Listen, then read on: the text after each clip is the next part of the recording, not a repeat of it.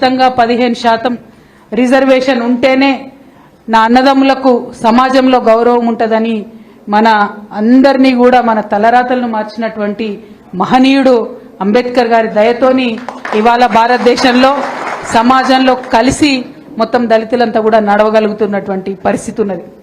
నిజంగా ఒక్కొక్కసారి ఆలోచిస్తే అంబేద్కరే లేకుంటే మన పరిస్థితి ఎట్లుండే ఆలోచిస్తే ఎంత బాధగా ఉంటుంది. కేవలం దళితులకే కాదు, ఆయన అందరికీ ఆత్మబంధువే. మా ఆడబిడ్డలకు, బహుజనులకు, బీసీలకు ప్రతి ఒక్కరికి కూడా ఆత్మబంధువే అంబేద్కర్. అందుకే ఆయన అంటే మనందరికి అంత ప్రేమ. ఇన్ని ఏండ్లైనా ఇన్ని సంవత్సరాలైనా కూడా ఇంత ప్రేమ గురిపిస్తూ ఉంటాం. మరి కేసీఆర్ గారు అటువంటి మహనీయులందరినీ కూడా చూసి మానవత్వాన్ని ఎట్లా ప్రదర్శించాలి, ఒకవేళ మనం ఏలుబడి చేసేటటువంటి రోజు వస్తే ఆలోచన పెద్దగా ఉండాలి కానీ చూపు చిన్నవాడి వైపు ఉండాలి అని చెప్పి ఆచరించి చూపించినటువంటి వ్యక్తి కేసీఆర్ గారు.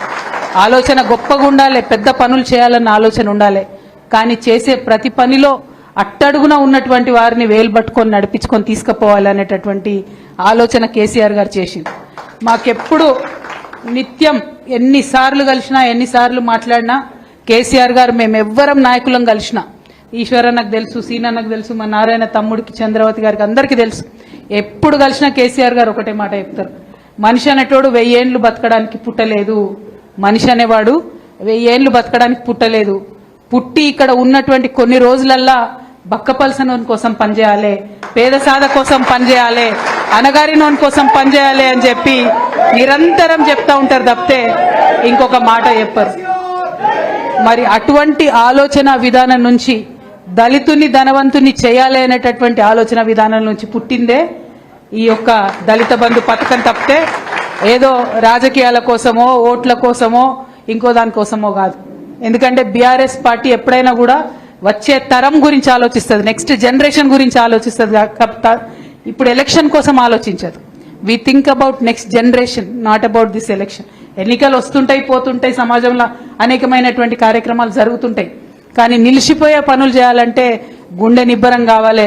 అది నిండుగా ఉన్నటువంటి నాయకుడు కేసీఆర్ గారని ఈ సందర్భంగా తెలియజేస్తా ఉన్నాను. మరి మీ అందరికీ తెలుసు తెలంగాణ రాష్ట్రం ఇలా సాధించుకున్నామంటే ఆర్టికల్ 3 అంబేద్కర్ గారు ఆలోచించి పెట్టిన ఆర్టికల్ 3 దయ వల్ల మాత్రమే ఇలా తెలంగాణ వచ్చింది. అందుకోసమే అంబేద్కర్ గారి మీద ఉన్నటువంటి ప్రేమను ప్రదర్శించడానికి ఆయన 125వ జయంతి నాడు కేసీఆర్ గారు 125 అడుగుల అంబేద్కర్ విగ్రహాన్ని ట్యాంక్ బండ్ మీద ప్రదర్శించారు. దేశంలో ఎక్కడా అంత ఎత్తైన అంబేద్కర్ విగ్రహం లేదు. కానీ ఇప్పుడున్నటువంటి ముఖ్యమంత్రి గారు ఆయన ఆలోచన చిన్నగా ఉన్నది, చూపు కేవలం పెద్దవాళ్ల వైపే ఉన్నది. అందుకే అంత పెద్ద అంబేద్కర్ ఉన్నా కూడా ఆయన చిన్న చూపే చూస్తున్నాడు. ఇంతవరకు అంబేద్కర్కి దండ వేయకుండా, నట్ట నడిబొడ్డున సెక్రటేరియట్ పక్కనున్న అంబేద్కర్కు దండ వేయకుండా ఆయన అంబేద్కర్ గారిని అవమానించే స్థాయి ముఖ్యమంత్రికి లేదు. కానీ అంబేద్కర్ వారసులైనటువంటి మనందరినీ కూడా అవమానం చేస్తున్నాడు అన్న విషయాన్ని నేను ఈ సందర్భంగా తెలియజేస్తా ఉన్నా. మరి ఈ వేదిక ద్వారా ముఖ్యమంత్రి గారిని నేను డిమాండ్ చేస్తా ఉన్నా, మీరు అంబేద్కర్ జయంతి ఏప్రిల్ 14 వస్తున్నది, ఆ లోపల ఖచ్చితంగా పెద్ద అంబేద్కర్కు రాష్ట్రంలో ఉన్నటువంటి క్యాబినెట్ అంతా కూడా పోయి దండ వేసి గౌరవించాలి. లేదంటే ఏదైతే మీరు గేట్లు వేసి పెట్టినరో అంబేద్కర్కి వాటిని బద్దలు కొట్టుకొని మేమంతా పోతాం, మా అంబేద్కర్ను ఎట్లా గౌరవించుకోవాలో ఖచ్చితంగా అట్లా గౌరవించుకుంటాం. ఎందుకు అంబేద్కర్ ప్రస్తావన ముందు తీసుకొచ్చినా అంటే అంబేద్కర్ని గౌరవించలేడు, మన ఆకలిని గౌరవిస్తాడని అర్థమవుతుంది ఆయనకు. మన బాధ కేసీఆర్ కాబట్టి ఆయనకు అర్థమవుతుంది కాబట్టి దళిత బంధు అనే కార్యక్రమం పెట్టిండు. ఆనాడు ఎన్నికలు ఉన్నాయి, ఆ ఎన్నికలు దాటడానికి ఏం చేసిండు, ఇక రేవంత్ రెడ్డి చెప్తే ఇక్కడైతే ఎవరు నమ్మరు తెలంగాణలో కాబట్టి ప్రియాంక గాంధీని పట్టుకొచ్చిండు, ఢిల్లీకి పట్టుకొచ్చి ఆమెకు వచ్చిరాని తెలుగులా ఇప్పుడు 10 లక్షలు ఇస్తున్నాం, రేపు మేము అధికారంలోకి వస్తే 12 లక్షలు ఇస్తామని ప్రియాంక గాంధీతో చెప్పించిండు.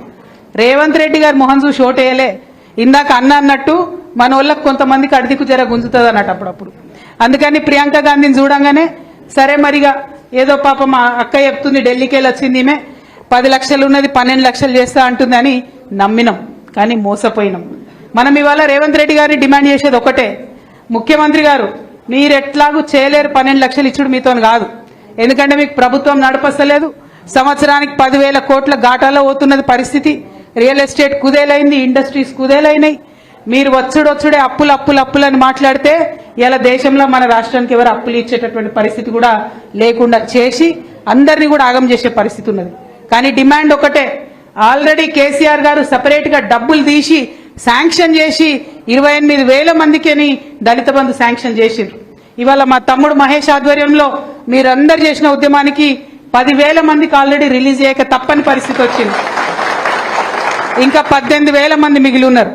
మీకు చేతనైతే ధైర్యం ఉంటే ఇప్పుడు బడ్జెట్ సెషన్ వస్తుంది, అంత లోపల రిలీజ్ చేయాలని చెప్పి నేను ముఖ్యమంత్రి గారిని డిమాండ్ చేస్తా ఉన్నా.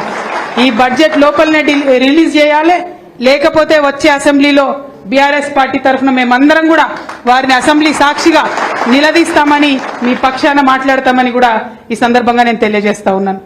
అంబేద్కర్ అభయహస్తం సాధన సమితి అని పెడతా అన్నాడు తమ్ముడు. పెట్టు, కొట్లాడు. కాకపోతే ఈ ముఖ్యమంత్రి మీద అయితే నాకు నమ్మకం లేదు. ఉన్నదానే మీకు ఎవరికన్నా ఎప్పుడైనా ఇచ్చిన మాట మీద నిలబడ్డానే? మరి ఎందుకే ఆయనతో మనకు మళ్ళీ 2-3 ఏళ్ళు ఆగితే మనమే వస్తాం, మనమే వేసుకుందాం మంచిగా. ఇంకొక మాట మీరు ఆలోచన చేసుకోవాలి. ఆయన మోసం చేయని వాళ్ళు ఎవరైనా ఉన్నారా? కనీసం కేసీఆర్ సార్ గురుకులాలు పెట్టిండు, వాటినైనా నడపస్తుందా చక్కగా? 57 మంది పిల్లలు చచ్చిపోతారనే గురుకులాలలో. ఏం చేస్తున్నట్టు ప్రభుత్వం? ఏం చేస్తున్నట్టు? కనీసం కేసీఆర్ పెట్టిపోయింది, దాన్ని ఉన్నట్టు నడపరాని చేతగానటువంటి వ్యవస్థ ఈ ప్రభుత్వంలో నడుస్తుంటే వారి నుండి ఇంకా మనం ఆశించడం. మీకు ఒక మాట చెప్పాలి, మీ అందరు లెక్కలు తెలిసిన వాళ్ళు ఉన్నారు కాబట్టి 33,000 కోట్లు పెట్టిరు ఈసారి బడ్జెట్లో. ఎస్సీ ఫండ్ 33,000 కోట్లు పెట్టిండ్రు. దాంట్లో ఇప్పటి వరకు అంటే ఇంకా 15 రోజులు అయితే మార్చి వస్తుంది, కొత్త బడ్జెట్ వస్తుంది. దాంట్లో ఇప్పటి వరకు విడుదల చేసింది ఎంత అంటే కేవలం 9,800 కోట్లు. అంటే పెట్టుడేమో 33,000 కోట్లు, కానీ ఇచ్చుడేమో కేవలం 9,800 కోట్లు. అంటే కేవలం 30% బడ్జెట్ మాత్రమే ఇచ్చిరు తప్పితే ఇంకా ఇవ్వలే. ఇంకా మిగిలిన డబ్బులు కూడా మనకు ఉంటాయి మన ఖాతాలో.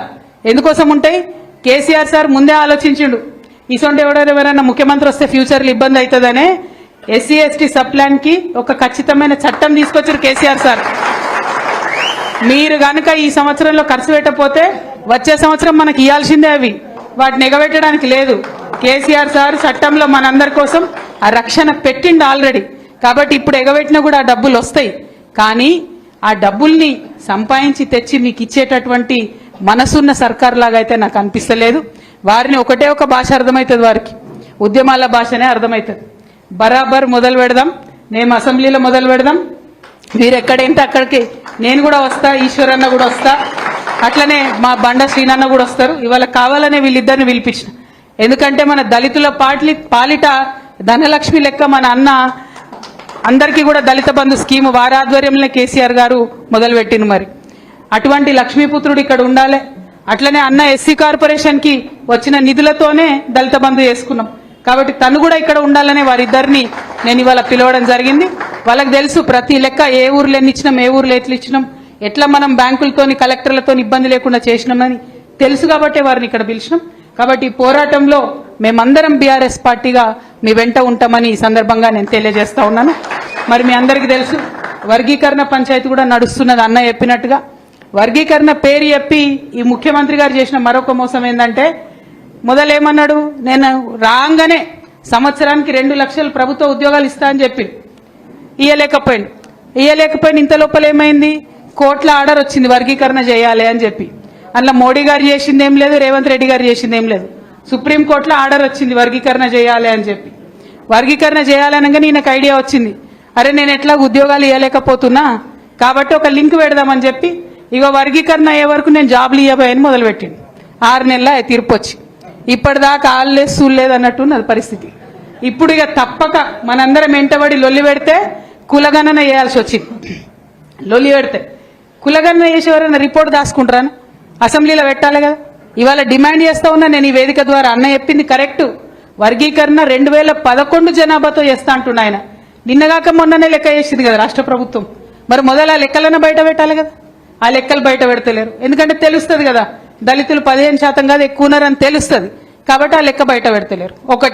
ఒక డిమాండ్ ఏంటంటే ఖచ్చితంగా కులగణన రిపోర్టు బయట పెట్టాలి. 2 షమీమ్ అఖ్తర్ కమిటీ అని వేసిరు వర్గీకరణ మీద. మరి ఆ కమిటీ రిపోర్టు మొదలు ఇచ్చిరట, ఏమిచ్చిరో మనకైతే తెలియదు. ఎందుకు చెప్తలేరు మరి బయటకు? ఆ రిపోర్టు బయట పెట్టాలని 2వ డిమాండ్ చేస్తా ఉన్నాం. 3వది, ఇప్పుడు షమీమ్ అఖ్తర్ కమిటీకి మళ్ళా మనందరం లోలు పెడితే కొంచెం టైం ఇచ్చిరు, తప్పులు చేసినాం కాబట్టి ఇంకేదో ఆలోచన చేస్తున్నామని చెప్పి. నేను ఒకటే కోరుతా ఉన్నా, వర్గీకరణ చేసుడంటే సమస్య పరిష్కారం చేసుడు. కానీ ఈ ప్రభుత్వం ఏం చేస్తుంది, వీళ్ళకి ఇంత ఇస్తాం వాళ్ళకి ఇంత ఇస్తామని ఆధారాలు లేకుండా చెప్పి అందరు కూడా ఆగమయ్యేటట్టు, అందరు కూడా ఆందోళనకు వచ్చేటట్టు చేస్తున్నది. అంటే దళితుల మధ్యలో పంచాయతీ పెట్టేయడానికి కాదు కదా వర్గీకరణ కోరేది.